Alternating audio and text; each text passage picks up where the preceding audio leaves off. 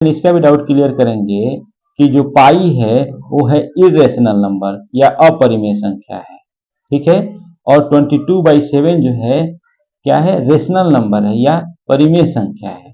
तो ये भाई अलग अलग कैसे हो गया, इसका भी डाउट हम लोग क्लियर करते हैं। देखिए 22/7 का जो मान होता है ना वो क्या हो जाता है 3.142857, फिर रिपीट हो जाता है 142857, फिर रिपीट हो जाएगा 142857। तो ये जो बार बार ये जो कितने अंक हो गए आपका, जो 6 जो डिजिट है ये क्या हो रहे हैं, बार बार रिपीट हो रहे हैं, ठीक है। तो जब बार बार रिपीट होता है, रिकरिंग जब हो जाता है, तो वो क्या हो जाता है, वो हो जाता है परिमेय संख्या, ठीक है।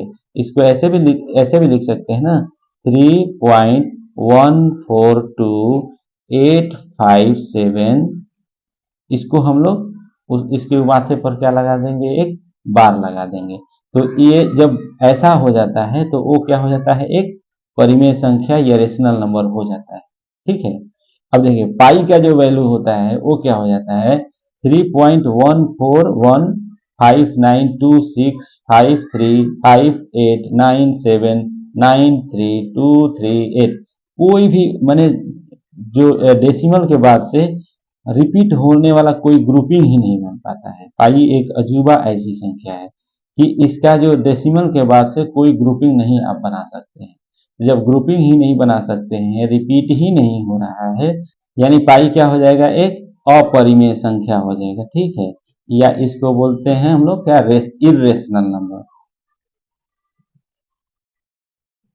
तो इससे क्या प्रूफ हो गया कि pi is not equal to 22/7 exactly नहीं होता है।